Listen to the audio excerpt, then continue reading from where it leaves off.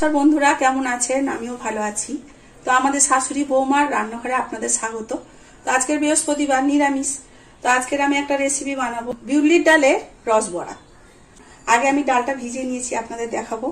দেখুন, আমি ডালটা ভিজিয়ে রেখেছি। এটা 2 ঘন্টা খানিক ভিজানো ছিল, বেশ সুন্দর ভিজে গেছে।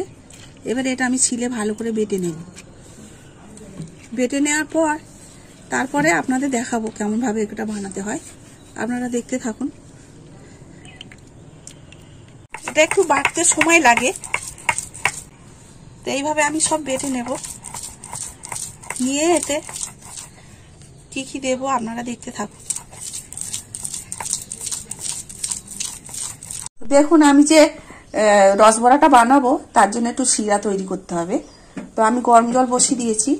এর জলটা একটু ফুটবে, তারপর আমি চিনি দেবো, তার সঙ্গে একটু গুড় মিক্স করব। আপনারা দেখতে থাকুন। রকম করে ফুটছে, আমি একটু সামান্য এতে নুন দিয়ে দেবো, এটা একটা টেস্টের জন্য। এবার আমি এতে চিনি দেবো। চিনিটা দেবো কিন্তু বেশি দেবো না, অল্প দেবো। এটা খুব মোটা শিরা হবে না, অল্প। এটা ধরুন 50 গ্রামের মতো চিনি দিয়েছি, আর আমি 50 গ্রামের মতো গুড় এর সাথে মিক্স করবো, খেজুর গুড় দিয়ে। এটা আমি গামলা, এটা ফুটে উঠলে আমি গামলাতে ঢেলে নেব। তো দেখুন হয়ে গেছে। আমি এই জলটা এবার নামিয়ে নেব।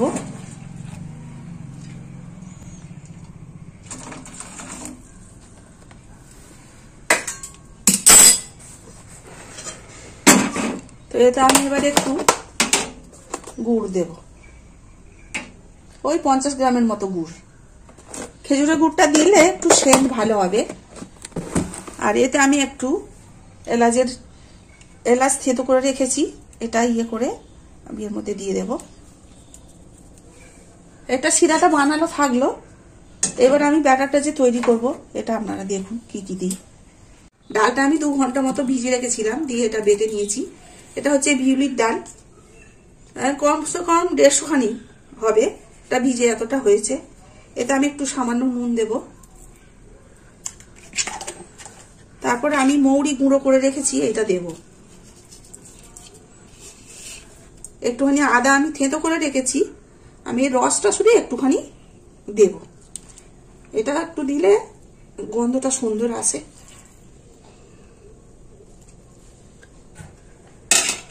দিয়ে এটা ভালো করে আমি ফেটিয়ে নেবো।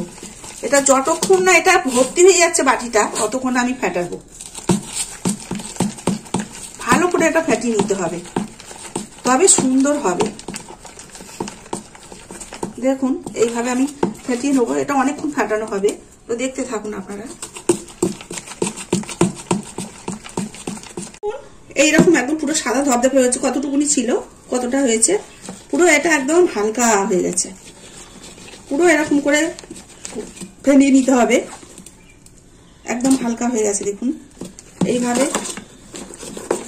ফেটিয়ে নিয়ে আমি কড়াতে তেল বসিয়ে দিয়েছি। দেখুন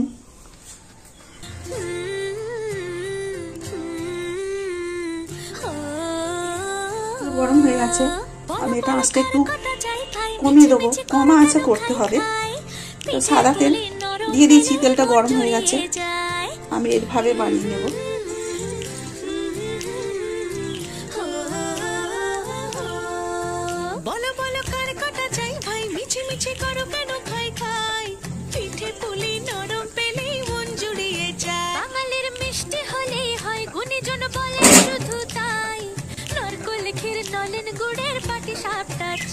এইভাবে বানিয়ে নিতে হবে এগুলোকে। বেশ হালকা বাদামি বাদামি কালার হবে। তারপরে এগুলোকে নিয়ে আমি চিনির যে শিরাটা করে রেখেছি ওটার মধ্যে আমি সব দিয়ে দেব। দেওয়ার পর বেশ 10 থেকে 10 মিনিট খানেক রাখলেই হবে। পুরো দেখবেন এগুলো একদম রসগোল্লার মতো, খেতে খুব সুস্বাদু হয়। আপনারা এইভাবেই বানাবেন। আপনারা অনেক রকম খেয়েছেন, এটা সম্পূর্ণই অন্যরকম, নতুনত্ব।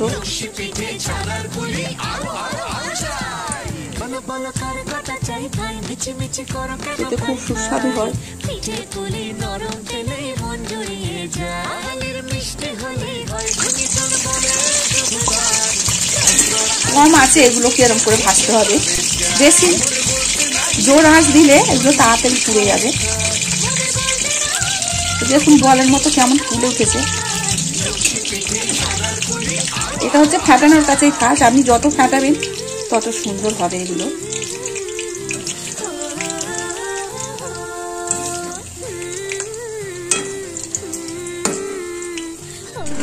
বড়াগুলো হয়ে গেছে, এবার আমি তুলে নেব।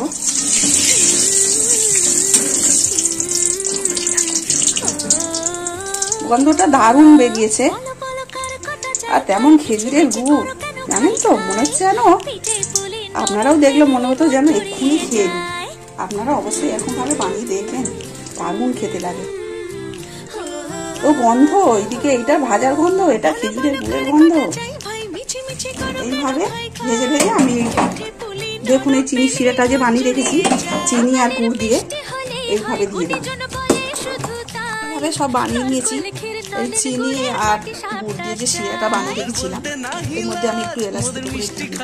তো কি সুন্দর গন্ধ বেরোচ্ছে, খুব সুন্দর খেতে লাগে। এটা আরো 10 মিনিট মতো এটা থাকবে, তখন দেখবেন এগুলো আরো সুন্দর বড় বড় মতো হয়ে গেছে, খেতেও দারুণ টেস্ট হয়। তো আপনারা এইভাবে বানাবেন, আর 10 মিনিট যাক গেলে আপনাদের কেমন হয়েছে খেয়ে বলবো। তো আমাদের রসবড়া হয়ে গেছে, তো আপনারা এইভাবে বানাবেন, বানিয়ে দেখবেন কেমন লাগে।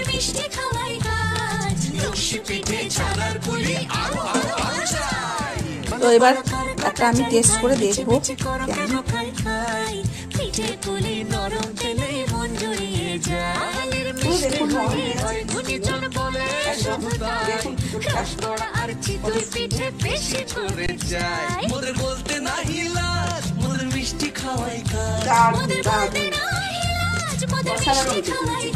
আপনারা অবশ্যই একবার বাড়িতে বানিয়ে দেখবেন।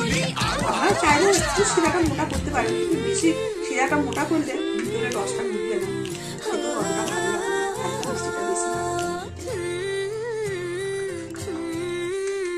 আপনারা অবশ্যই বানাবেন, অবশ্যই খাবেন।